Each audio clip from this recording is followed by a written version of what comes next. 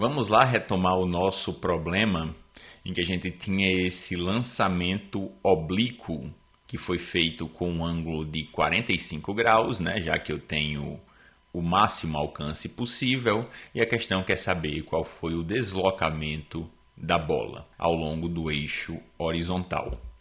Então está aqui o esquema que eu já tinha mostrado para vocês. O objetivo dessa questão é encontrar quem é o Dmax, e eu falei para vocês que o meu objetivo com as equações, né, que eu tenho que trabalhar ao longo do eixo Y e ao longo do eixo X, é que para descobrir Dmax eu tenho que saber quem é essa velocidade que está ao longo do eixo horizontal, V0x. Essa velocidade ela não vai se alterar, tá, ao longo do lançamento. Por quê? Porque não existem forças atuando na horizontal, apenas a força-peso na vertical. Então eu tenho que saber quem é V0x e eu tenho que saber o tempo em que a bola passa nessa trajetória, né? O tempo nesse arco de parábola para sair do solo e retornar ao solo. Porque se eu sei o tempo e eu sei a velocidade V0x, eu consigo calcular qual é a distância, né? Utilizando a equação horária para um movimento uniforme, certo? E a gente já viu isso aqui no vídeo passado, em que a gente descobriu que a velocidade ao longo do eixo X inicial, né, a velocidade do lançamento, é a mesma ao longo do eixo Y, tá? Ao longo do eixo Y, obviamente, essa velocidade ela é essa daqui, né, esse valor do lançamento, e ela vai sendo modificada porque existe uma aceleração, né, ao longo do eixo Y, e para V0x ela vai permanecer sempre igual a esse valor, né, sempre igual ao valor do lançamento, certo? Mas eu descobri que a velocidade do lançamento ao longo do eixo X é igual à velocidade do lançamento ao longo do eixo Y, porque o ângulo é de 45 graus, né, e eu tenho as componentes que têm exatamente o mesmo módulo, né, ao longo do eixo X e ao longo do eixo Y, a gente tem essa decomposição em componentes iguais. E a minha velocidade é dada por raiz quadrada de 2 vezes a aceleração da gravidade vezes Hmax, que a gente também obteve, né? A gente discutiu isso no vídeo passado. Volta no enunciado. A questão diz que a distância vertical percorrida pela bola é 12 metros. Se a distância para subir e para descer verticalmente foi 12 metros, significa que a altura máxima é metade disso. Então é 6 metros, né? A gente já sabe esse valor quando a gente precisar substituir. Continuando, o que é que falta agora? Falta calcular o tempo, né? Tempo decorrido durante o percurso do lançamento. O que é que eu vou utilizar? Vou utilizar a equação horária da velocidade para um movimento uniformemente variado. Por que eu vou fazer isso?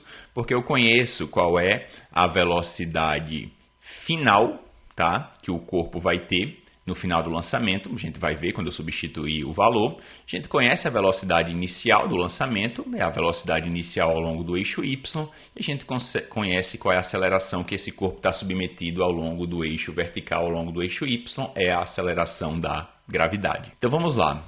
Velocidade final que o corpo vai ter no final do lançamento. Se lembra, né? Quando você vai aplicar uma equação dessa, você tem que saber qual é o seu instante inicial e qual é o seu instante final.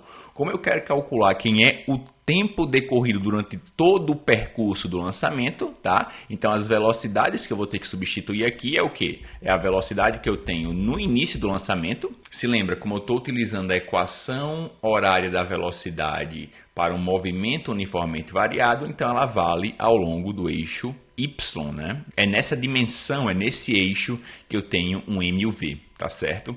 Então a velocidade inicial ao longo do eixo Y é V0y, e a velocidade final, tá, que essa bola vai ter no final do lançamento tem o mesmo módulo da inicial, tá certo? Nesse mecanismo aqui desse lançamento, quando a bola volta para o mesmo patamar horizontal, o que acontece? O módulo da velocidade inicial é igual ao módulo da velocidade final, sendo que o vetor ele está com o sentido invertido. Tá? Enquanto aqui eu tenho esse vetor apontando verticalmente para cima, nesse caso aqui eu vou ter o vetor de mesmo módulo, tá? Continua tendo módulo V0y, mas agora apontando verticalmente para baixo. Então eu conheço tanto quanto é que é a velocidade inicial no início do lançamento, como qual é a velocidade final. Então por isso que eu consigo utilizar aquela equação horária da velocidade para o M e o V, certo? Então, voltando aqui, velocidade final, a princípio estou chamando de VY, né? E a velocidade inicial é a velocidade V0Y. A aceleração que esse corpo está submetido ao longo do eixo vertical é menos g, certo? Porque está apontando para baixo, meu referencial está para cima, então a aceleração é menos g. E o tempo decorrido vai ser o tempo decorrido ao longo de todo o lançamento, para a bola sair do solo e voltar ao solo. Quem é essa velocidade? Eu conheço. A velocidade é justamente V0Y, mas com um sinal negativo, porque o sentido do vetor inverteu, né? Enquanto no lançamento era V0Y verticalmente para cima, no retorno da bola ao solo é V0Y verticalmente para baixo. Então VY vai ser menos V0Y, é igual a V0Y, né, a velocidade do lançamento, menos g. E agora eu coloquei aqui, né, como eu substituí que a minha velocidade final vai ser a velocidade no retorno ao solo, tá? Menos V0Y. Então meu tempo agora é o tempo total do lançamento, que eu estou chamando de T subscrito T maiúsculo, né? Tempo total do lançamento. E agora meu objetivo é isolar quem é esse tempo total. Posso passar, né, esse V0Y para a esquerda, vai passar negativo, então vai ficar dois fatores negativos somando, vai ficar menos 2V0Y, e aqui vai ficar menos G vezes tempo total, certo?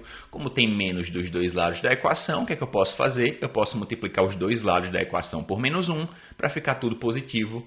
Então eu fico com 2 vezes V0Y é igual a aceleração da gravidade vezes o tempo total do lançamento. Agora simplesmente o que é que eu vou fazer? Passar a aceleração da gravidade para o outro lado dividindo. Tempo total do lançamento é dado por essa expressão aqui, 2 vezes a velocidade inicial ao longo do eixo Y, dividido por g. Se lembrando que no nosso caso, né, na nossa questão, velocidade inicial ao longo do eixo y é igual à velocidade inicial ao longo do eixo x, né, o v0x. Então, o que é que acontece? Agora sim eu tenho tudo o que eu preciso para calcular qual é o deslocamento horizontal dessa bola, né? Tenho a velocidade inicial, v0x, e agora eu tenho o tempo total do percurso, né, de todo o translado da bola para sair do solo e voltar ao solo. Então, agora eu vou utilizar ao longo do eixo x, é o que? Equação horária da posição para um movimento uniforme, né? Posição final é igual a posição inicial mais velocidade vezes o tempo. Como eu estou aplicando essa equação ao longo do eixo x, no lugar do s eu coloco as coordenadas x, né? X é igual a x0 mais v0x vezes t. O que é que eu vou fazer? Vou passar esse x para o outro lado, já que eu quero o deslocamento, né? Posição final menos posição inicial. Passo o x aqui para o meu lado esquerdo da equação. Vai ficar x menos x0, que é ΔX, é igual a v0x vezes t. As velocidades iniciais ao longo do eixo x e ao longo do eixo y para o nosso lançamento com 45 graus são iguais, é dado por raiz quadrada de 2g vezes h max. Agora eu vou substituir tudo que eu tenho, tá, aqui nessa equação para encontrar o ΔX, que é o que a questão quer que a gente encontre. Então, alcance do lançamento ao longo do eixo x, não coloquei mais ΔX, tá? Agora eu vou dizer que eu quero calcular o Dmax, que é o deslocamento horizontal, né? É igual a V0x vezes o tempo total do lançamento. Se lembra, V0x é igual a V0y, então no lugar de V0x eu vou colocar aqui que ele é igual a V0y. Por que eu estou fazendo isso? Porque eu calculei o tempo total também em termos de V0y. Tá? Você escolhe se você quer trabalhar com um ou com outro, né? Ou com V0x ou com V0y. As duas componentes são iguais. Nesse caso aqui, no lugar do V0x, coloquei V0y. Vai ficar multiplicando um pelo outro. Então, o meu Dmax vai ser 2 vezes V0y ao quadrado, quando eu multiplicar os dois, dividido por a aceleração da gravidade. O que é que eu tenho que fazer, né? Eu tenho que substituir a expressão que eu encontrei para V0y. A gente encontrou, volta lá, encontrou que V0y é igual a V0x, que é igual a raiz quadrada de 2gh max.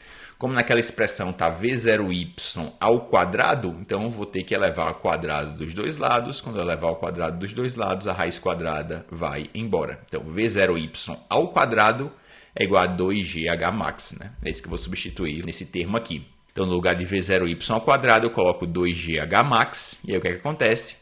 A aceleração da gravidade cancela com a aceleração da gravidade. 2 vezes 2 é 4, vezes a altura máxima do meu lançamento oblíquo. Então, o alcance que a bola vai ter, né, o deslocamento horizontal vai ser 4 vezes a altura máxima que a bola atinge ao longo do lançamento. Como a gente já determinou anteriormente, a altura máxima é 6 metros, então vai ficar aqui o meu deslocamento ao longo do eixo X, vai ser 4 vezes 6, né, a altura máxima. 4 vezes 6 é 24 metros, tá?